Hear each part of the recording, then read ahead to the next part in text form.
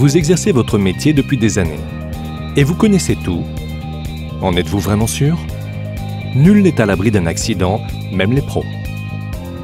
L'électricité affiche un risque d'accident mortel 50 fois plus élevé que les autres causes d'accident. Les 5+5 règles vitales permettent de prévenir ce genre d'accident et beaucoup de souffrance. En cas de non-respect d'une règle vitale, il faut dire stop et rétablir les conditions de sécurité requises avant de reprendre le travail.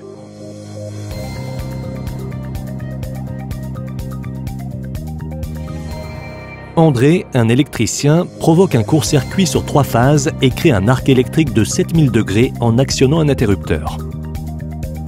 Cet accident aurait pu être évité si le mandat avait été clairement défini au préalable. Première règle vitale. Nous exécutons un mandat précis et nous connaissons la personne responsable. Cela présuppose une préparation soigneuse des travaux et une évaluation des risques. Il faut également nommer un responsable. Cette personne se chargera d'organiser les mesures de protection et les consignes de sécurité nécessaires à l'exécution des travaux. En cas de mandat imprécis, il faut immédiatement stopper le travail et informer un supérieur. Les mandats attribués dans votre entreprise sont-ils toujours clairement définis? Parlez-en avec votre supérieur.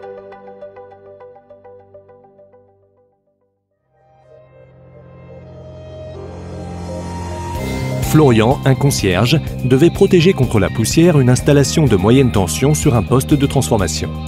Par méconnaissance, il fixe le plastique sur les jeux de barres sous tension. Il se fait électriser et gravement brûler aux 2 bras. Deuxième règle vitale. Nous exécutons les travaux pour lesquels nous disposons de la formation et des autorisations requises. Les travaux sur des installations électriques sont délicats et exigent une grande concentration. Les collaborateurs doivent posséder les capacités physiques et techniques nécessaires à l'exécution des tâches prévues. Les personnes présentes disposent-elles de la formation et des autorisations requises? Posez la question à votre supérieur.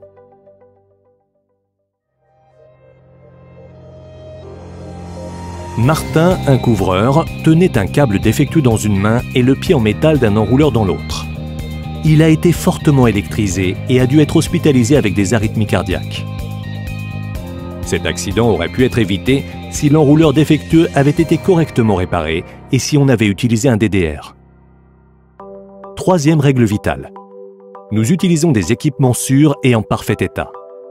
De manière générale, il faut toujours utiliser du matériel isolé. Avant chaque utilisation, il faut contrôler si l'équipement est correctement entretenu et ne présente aucun dommage. Il ne faut jamais utiliser d'équipements défectueux. Ils doivent être remplacés ou réparés dans les règles de l'art. Qui est responsable de la maintenance dans votre entreprise? Discutez-en avec votre supérieur.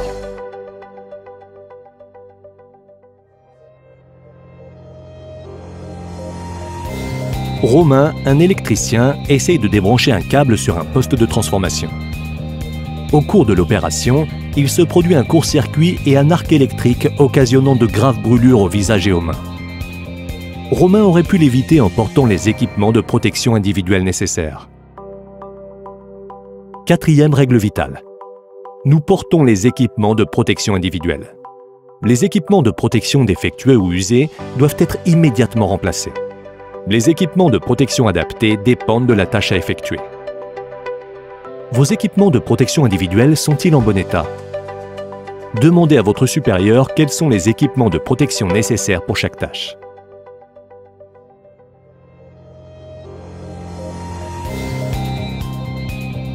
Pierre, un agent d'entretien, doit déboucher un tuyau d'écoulement dans une cuisine.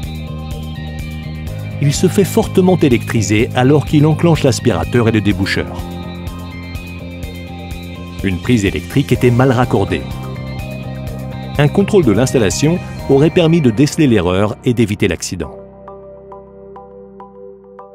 Cinquième règle vitale. Nous enclenchons les installations uniquement après avoir effectué les contrôles prescrits. Les installations électriques doivent être contrôlées après chaque modification ou extension pour s'assurer qu'elles ne présentent pas de danger pour les personnes ou les biens matériels. Cet examen comprend une inspection, un essai et des mesures. Nos 5 sens jouent un rôle important pour réaliser cet examen. Discutez avec votre supérieur des contrôles et des mesures nécessaires dans chaque cas.